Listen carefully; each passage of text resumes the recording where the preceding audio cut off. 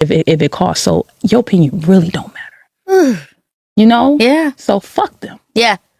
Fuck them. Fuck them. I like a little rat beef moment. I like when the girls get a chance to do it, but I hate when it feels like people aren't allowing it to be the sport. Right. You know, like, let it be the sport. I mean, I do get the emotions is involved and, you know, whatever you can feel good. Because I'm going to do me. You know what I mean? I'm not from that way. I'm like, shit, what we going to do? That's right. Let's do it. That's fun. Okay, you talked about how it's important that the man in your life makes you feel soft. Okay, I feel like this is like a reoccurring thing with you. Like, you a rapper, but you love R&B down, so I hear. I love R&B, girl. Okay. That's what I listen to. So tell me, how can a guy make you feel soft? What kind of guy is that? Is that a guy that is always opening doors, always? Yeah, like, you gotta make me feel like you gotta just make me feel girly. This like, voice is everything, because the voice could change. Yeah, like yes. No, yes. See something else, but I'm leaving. No, because now you have to stay forever. Okay. I feel like the chemistry with us is just too electric. Nah.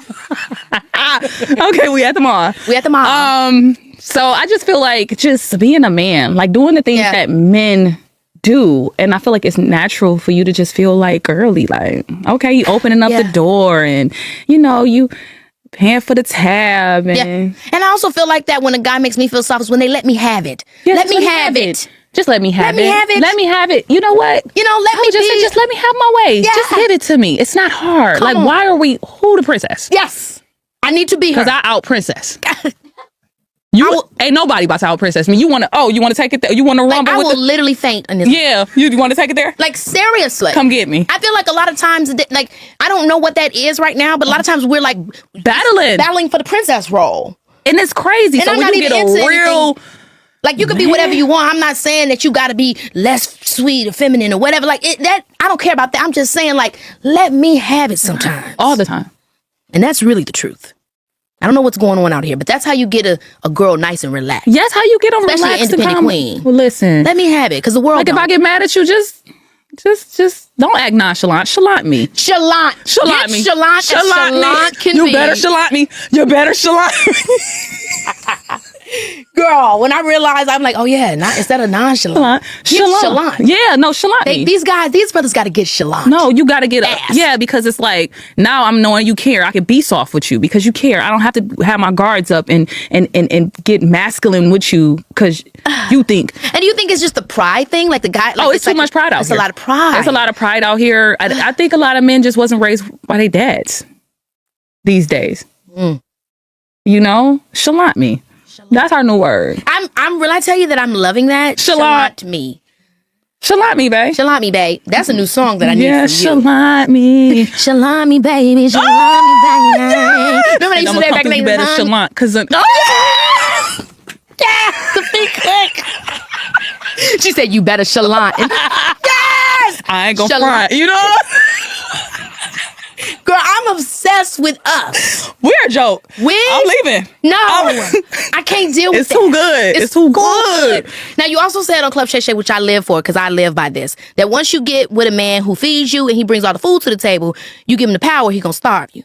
Always make your own money. So how do we balance that? Give me that soft life, but also like, I also don't want to be controlled, or, you know, how do we balance not giving somebody all the keys, but also saying I'm open to you? Mm-hmm.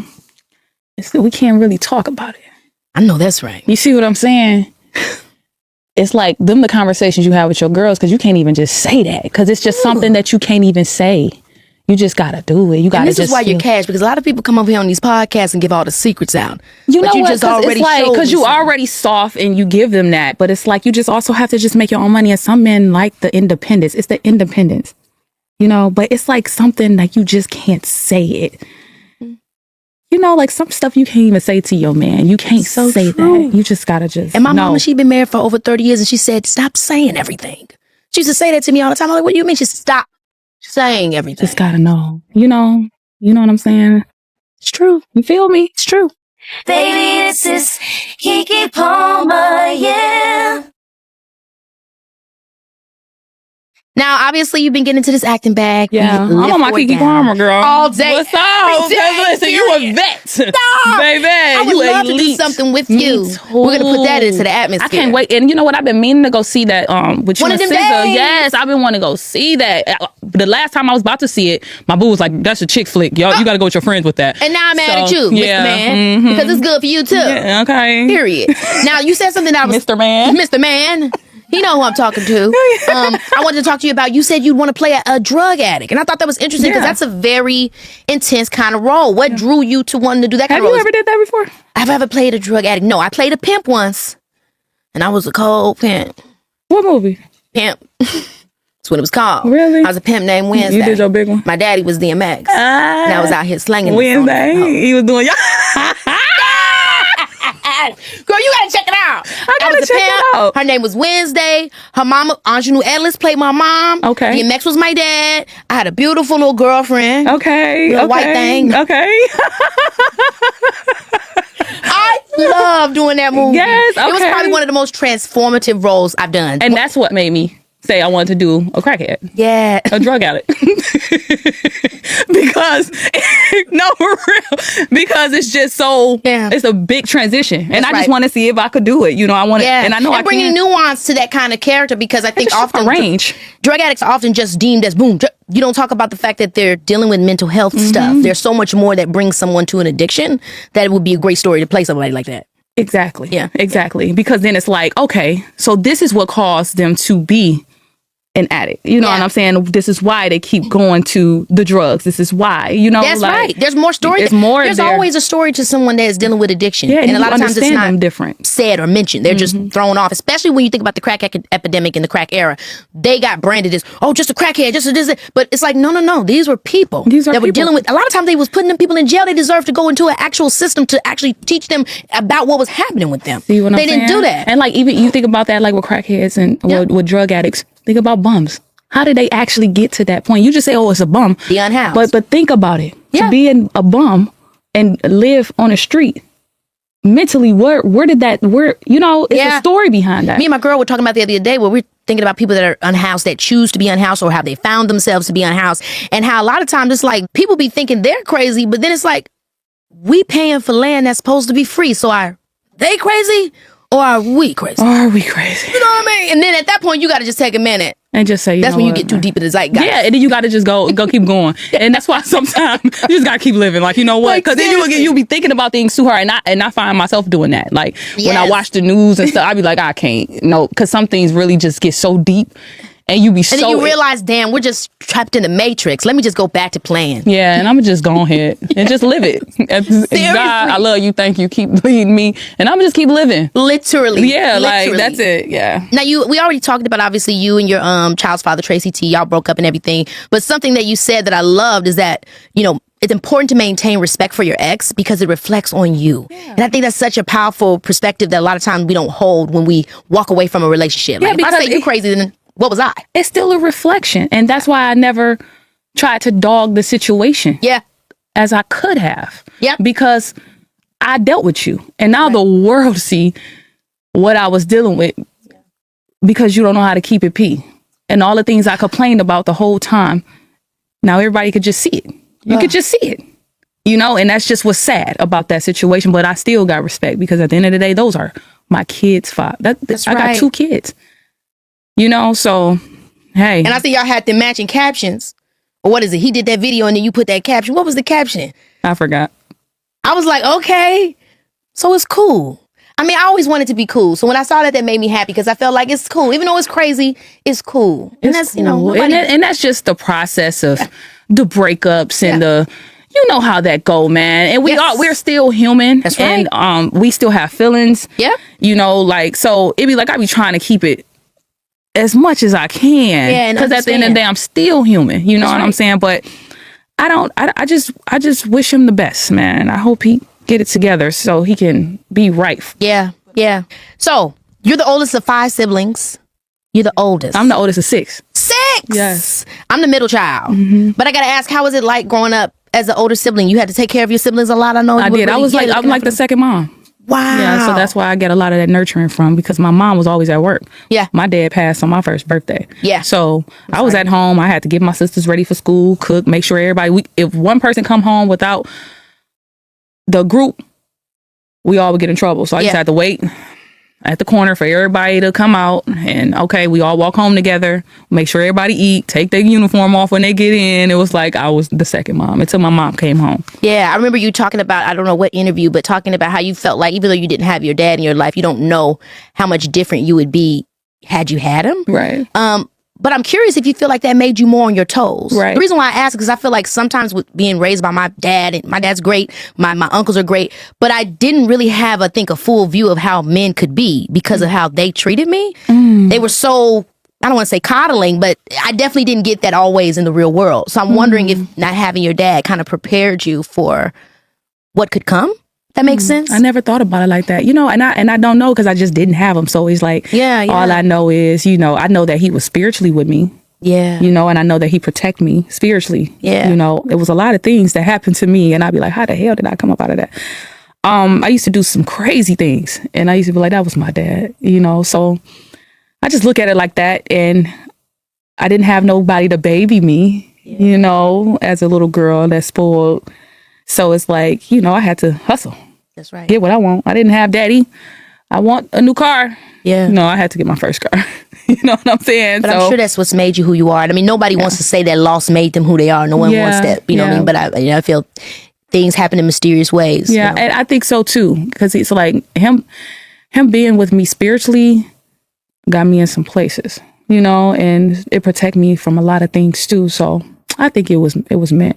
Yeah. It sucked to say that, but it is what it is. It is what it is. It is what it is, yeah.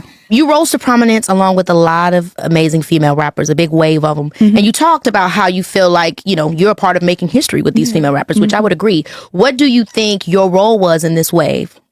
I'll say just that Midwest.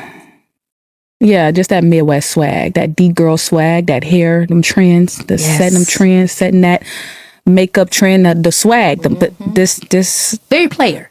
I'm a real life player. I be chilling. Yeah, for sure. And I keep it like that. That's just who I am. So I feel like I give them vibes. That's the role I play, like that girl. Yeah, that very much that girl. That girl. What would you? I know it's hard because you're still creating your legacy, but what would you want your legacy to mean? Whether or not even just in rap, but in general as an entertainer. Just, you know what? I ain't there yet. Yeah, I ain't there yet.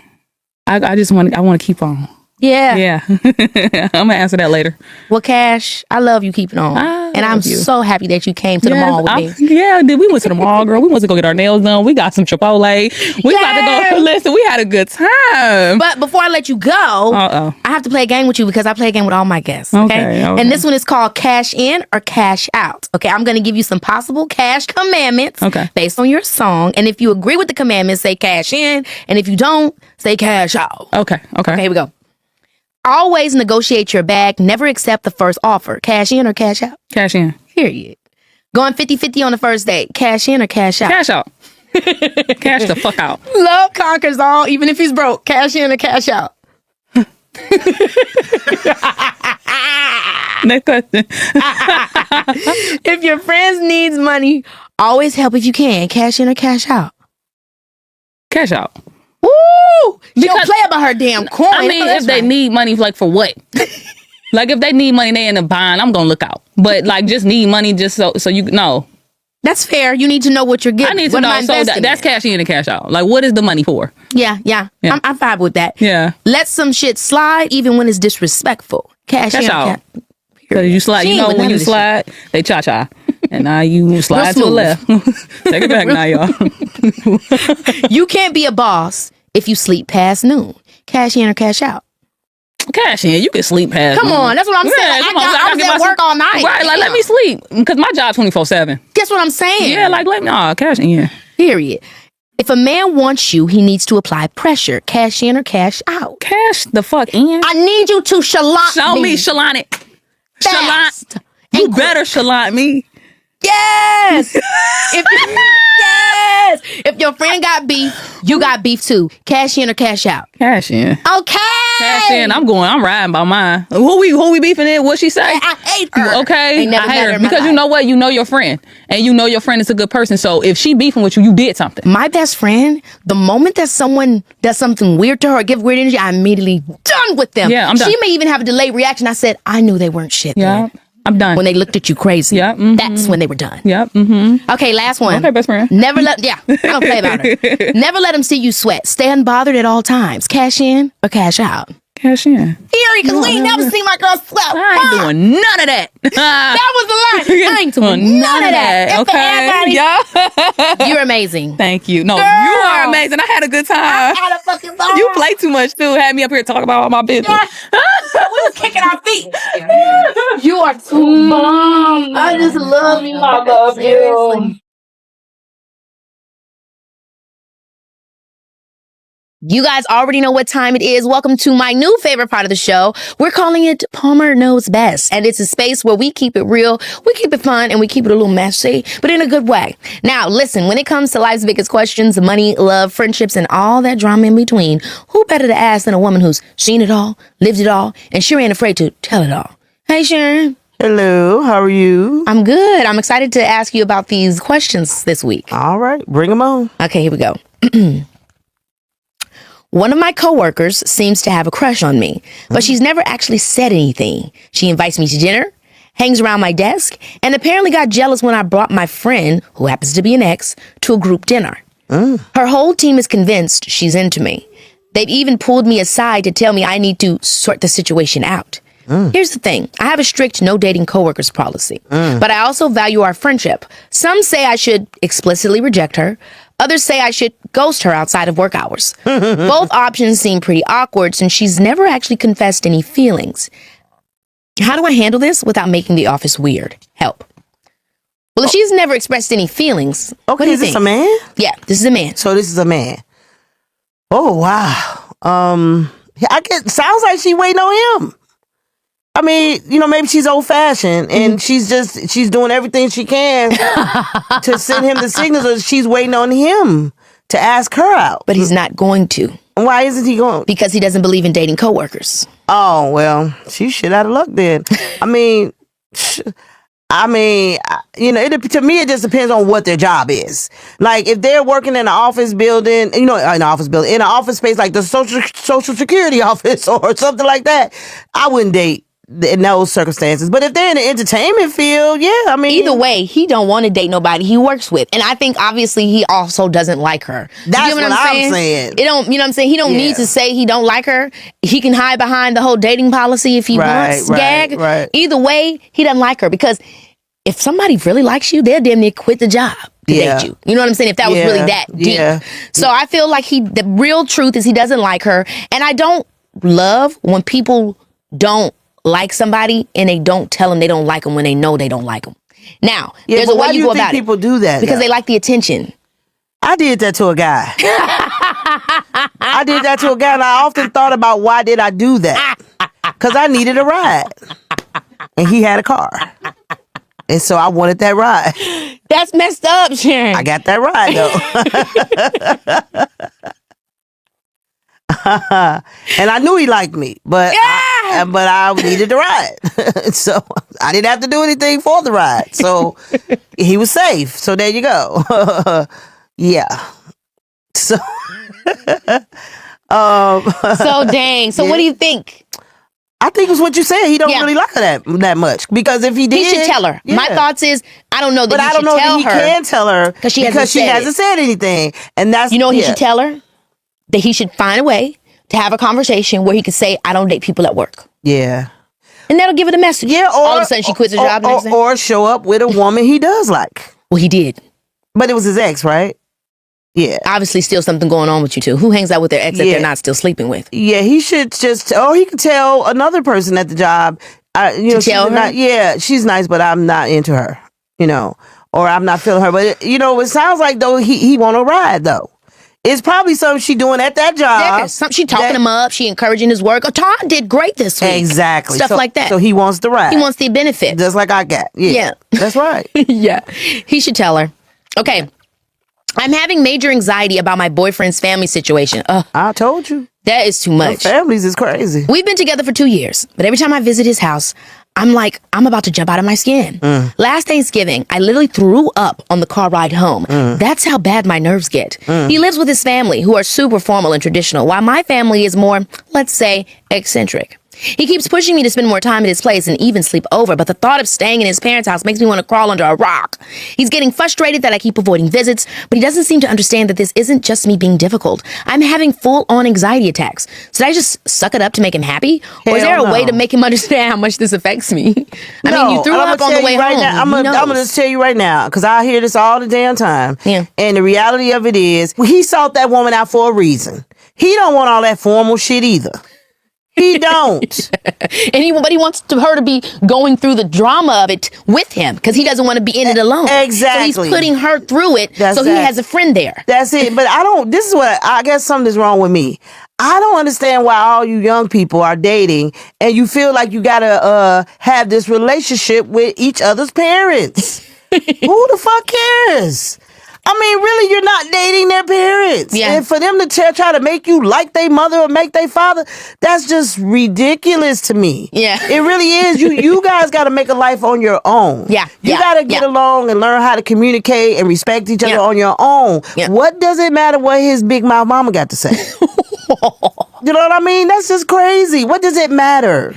And I do think this is a boy-girl thing. I do. I think women have a much easier time of telling our parents. Well, because I think in the patriarchy, or under the concept of whatever freaking social constructs there are, women are taught that one day you'll leave the home and you'll go and you make your own family. But guys, it's kind of like, no. You always stay like they feel it becomes this thing. You know what I mean? Where it becomes this difficulty to step out and really say, hey, I've got my own wife and kids and a family of my own. Like, I don't know. It's a weird, different dynamic there that can sometimes be hard to transition out of. Yeah, it's harder for men to walk away. And this is the thing. Nobody's telling anyone to leave your family. No, nobody. I would never tell anybody I was dating, or even back in the day when I was dating, I don't like your family, leave your family. I would never say that to anyone. I would just say, I don't want to be around your family. Mm-hmm. I do not want to be around your family. Yep. If you feel you want to go hang out with them, you go ahead on and hang out with them.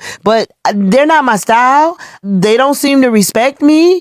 I know you love your parents. I encourage that. Yeah. But, when I got married, I didn't really get along with your father's family. Yeah. There was no contention. I didn't have anxiety. They just were totally different people. They like to, lounge around and play cards, and they were very close and loving. And my family, we were go-getters. We were like, out the house and running and, you know what I mean? Just different energy. Different, not bad people, different energy. Yeah. So I didn't like going over his mother's house because it seemed like every time I was there, it was like, blah, blah. We was just laying around, eating, overeating, doing a bunch of stuff like that. And that was cool. When it was cool. When it wasn't, it wasn't. And I told him several times, I'm not going over your mother's house to sit there and play cards and overindulge. I'm not doing it today. And he said, okay. Yeah. So that's what you got to be working for. You got to be working for a partner that says, okay. Yeah. I'm not going to force you to be around my family and their different energy and their different vibe. Yeah. I'm not going to do it because you know what will help? If you as a partner tell that other partner, I'm not going to force you. Yeah. You come at your own pace. That's right. Then you'll start finding ways to like the family because you're not being forced. Yeah, you'll do it on your own terms. But I like what you said there. It's about partnering is about finding people that respect your boundaries. And if you don't want to go over there, she shouldn't have to go over there. Right. It doesn't make you a bad person. No. Okay. Next one. I'm reeling from a bombshell I just discovered about my fiance, and I need some advice ASAP. We've been together for 4 years, engaged for 1, and I thought everything was perfect. I even booked our dream wedding venue before he proposed. What? Okay. Girl, did you hear that? I even booked our dream wedding venue before he proposed? Yeah. Okay, she's a psychic. But here's the kicker. I recently found out he's been catfishing other men online using my photos. That's right. He's been posing as me, sending my intimate pictures to strangers, and having romantic conversations with multiple guys. I immediately broke off the engagement, but now I'm stuck with a bunch of non-refundable wedding deposits and some friends telling me I might have overreacted. Oh, and I haven't told my parents why I called it off, because how do you even begin to explain this mess? Am I crazy for ending things over this? Should I hear him out? And how on earth do I move forward from here? What kind of friends does she have? She should get rid of them friends. What kind of friends does she have? Very silly. They're friends. silly as shit. Very silly friends, and no, you did not overreact. They're gaslighting me, because now I'm wondering, is this a modern day marriage issue? No, he has some issues. And I think the biggest thing is that he's very duplicitous. He's acting very sneaky, and he's doing weird stuff, and I don't know what the answer to what he's doing. Right. But I do know the answer to how she tells her parents. She sits them down and she tells them. She just goes, hey, I'm really experiencing something right now, and let me just tell you what I'm going through. Yeah. And give her parents the ability to help her. Because a lot of times we hide things from parents because we're ashamed. We're embarrassed and we think, oh my God, they're going to ask me 100 questions. But sometimes parents surprise you and they might just hug her. And they might just say, it's okay if you lose a deposit. I'll help you with that. Or, they'll say encouraging things. Every time that I ever went to my mother, where I just really had to just go to her because I needed money or I needed something, I would always get myself ready for her to say something bad. I was like, oh, she's going to say something really bad. And it would be the most loving thing. It would be the most loving experience. And I was like, wow, I could have asked her this 2 days ago. Yeah. I mean, I agree with you. I feel like as I've gotten older, I told you and Dad more things about what I'm going through, what's happening with me. And you guys give me such great feedback and wisdom, you know what I mean, with dealing with things. I think sometimes we think our parents are so outside of what we experience in today's time as well. Right. We kind of age them out. Like she might think, my parents don't know catfishing, but they understand what it's like to be lied to. They understand what it's betrayed. Yes. You know what I'm saying? They understand what it's like to be lied to. They understand what it's like that she feels embarrassment. That's right. They damn sure understand what it's like to lose money on things that you can't get back. Ugh. And me, I would sue his ass. Ooh. I would say, hey, you did all this crazy shit. I love that. And now I'm definitely not gonna marry your ass. So you have to give me half of this stuff back. I'll see your ass in people's court or divorce court or whatever court. I love that one. Yeah, because that's crazy what he did. There's no excuse. I don't even know.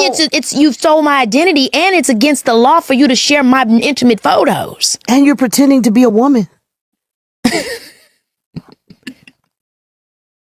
Sharon, I'm out.